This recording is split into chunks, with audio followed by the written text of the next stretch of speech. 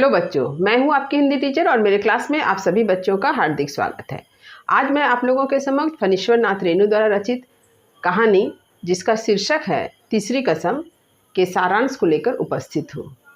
यह कहानी 1957 ईस्वी में प्रकाशित हुई और उस समय इसका शीर्षक था मारे गए गुलफाम। तो चलिए मैं इस कहानी के सारांश को समझाती हूँ।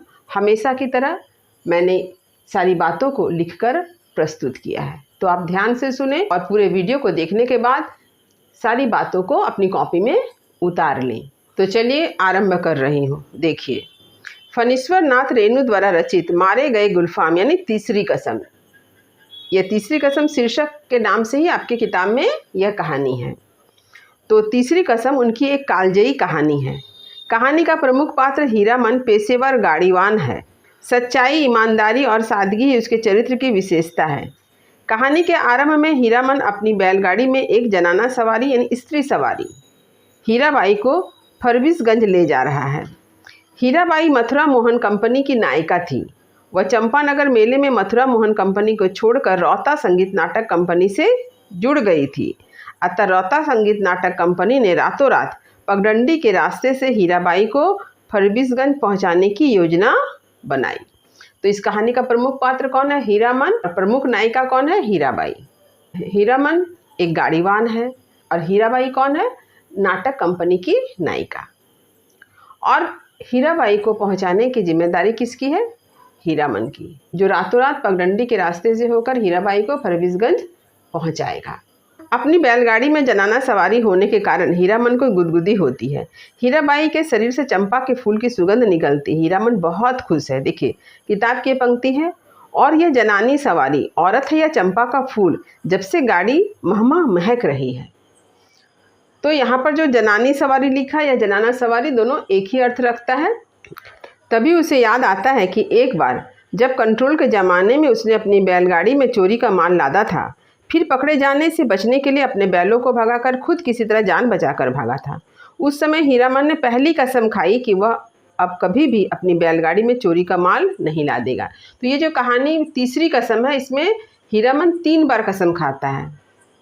तो यहाँ पर वह पहली कसम के बारे में बताता है कि कंट्रोल के ज़माने में उसने अपनी बैलगाड़ी में चोरी का माल लादा था। तो पकड़े जाने के भय से वह क्या करता है? बचने के लिए पहले अपने बैलगाड़ी में से बैल को खोल देता है और फिर खुद भाग जाता है। उसके बाद वह कसम खाता है, वो पहली बार कसम खाता है कि अब वह कभी भी चोरी का माल अपने गाड़ी में नहीं ला देगा। दूसरी बार उसने अपने बैलगाड़ी में बांस को लादा तो लदनी से पिटते पिटते बचा, और इस घटना के बाद वह दूसरी कसम खाता है कि अब वह अपनी बैलगाड़ी में बांस की लदनी नहीं करेगा। और दूसरी कसम क्या खाता है? कि वह अपनी गाड़ी में कभी भी बांस को नहीं चढ़ाएगा, बांस नहीं ला देगा। अब देखिए कहानी कैसे आगे बढ़ रही है। अब उसके बैलगाड़ी में तीसरी सवारी जनाना सवारी हीराबाई है। तो अब हीरामन के बैलगाड़ी में तीसरी सवारी क्या है? हीराबाई, जिसके शरीर से चंपा की सुगंध निकलती है। यह मैंने पहले ही बता दिया है। हीरामन को हीराबाई की आवाज़ फेनू गिलास की तरह प्रतीत होती है। हीराबाई के बारे में हीरामन महसूस करता है कि उसकी चाल चलन गांव की बहू बेटी की तरह है।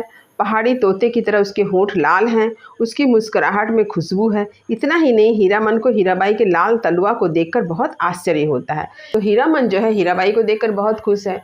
वह हीराबाई को जब देखता है तो उसे लगता है जैसे ये गाँव की बहू बेटी की तरह है, इसके होंठ पहाड़ी तोते की तरह लाल है, इसका तलवा भी कितना लाल है। जब हीराबाई उसे खाने के लिए कहती है और जिद करती है तो हीरामन का जी जुड़ा जाता है, प्रेम से भर जाता है। हीरामन हीराबाई को देवी समझने लगता है। वह उसकी सरलता पर मोहित हो जाता है। दोनों रास्ते भर बातचीत करते चलते हैं। बीच रास्ते में हीरामन हीराबाई के अनुरोध पर महुआ घटवारिन की कथा कहते हुए गीत गाता है। इस गीत में महुआ घटवारिन की व्यथा कथा का सजीव चित्रण है। हीराबाई महुआ घटवारिन की व्यथा कथा और गीत में डूबे हीरामन को देखकर उसी में खो जाती है। हीरामन अपने हृदय में हीराबाई को बसा लेता है।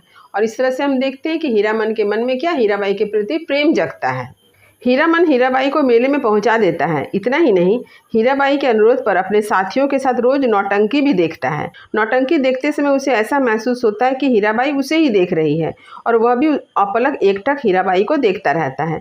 ऐसा प्रतीत होता है कि वह हीराबाई के प्रेम में डूब गया है।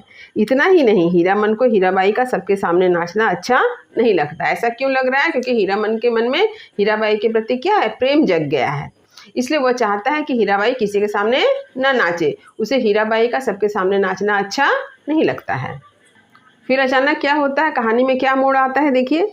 एकाएक हीरामन को पता चलता है कि हीराबाई चली जा रही है, तो वह हीराबाई से मिलने स्टेशन पहुंचता है। गाड़ी आती है और हीराबाई गाड़ी में बैठ जाती है। हीराबाई चली जाती है तो वह भी अपने प्रेम की ज्वाला को अपने हृदय में छिपा लेता है। वह एकदम खाली हो जाता है, यानी उसका हृदय क्या सूना हो गया, खाली हो गया, क्योंकि हीराबाई उसे छोड़कर चली गई है। अब वह तीसरी कसम यह खाता है कि वह कंपनी की औरत की लदनी नहीं करेगा।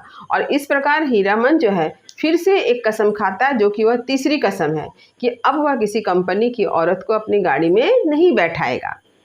और यहाँ पर कहानी समाप्त हो जाती है। तो तीसरी कसम कहानी में आपने देखा कि हीरामन जो है वह 3 बार कसम खाता है। पहले कसम खाता है कि वह चोरी का माल अपनी गाड़ी में नहीं ला देगा। दूसरी बार कसम क्या खाता है कि वह बांस की लदनी अपनी गाड़ी में नहीं करेगा। और तीसरी कसम का यह खाता है कि वह कंपनी की औरत को अपनी गाड़ी में नहीं बैठाएगा। तो उम्मीद करती हूँ कि इस कहानी का सारांश जो है आपको समझ में आ गया होगा। यह कहानी बहुत ही सहज, सरल और स्वाभाविक कहानी है। तो मुझे लगता है कि इस कहानी को समझने में आपको कोई दिक्कत नहीं हुई होगी। फिर भी यदि कुछ समझने में दिक्कत हो तो आप कमेंट अवश्य करें, वीडियो को लाइक करें, सभी पढ़ने वाले विद्यार्थियों में इसे शेयर जरूर करें। अगले वीडियो में मैं हीरामन के चरित्र चित्रण और हीराबाई के चरित्र चित्रण को लेकर आपसे पुनः मिलूंगी। तो जो बच्चे मेरे चैनल पर नए हैं वे चैनल को सब्सक्राइब जरूर कर लें, ताकि आने वाले हर वीडियो का नोटिफिकेशन आपको समय समय पर मिलता रहे।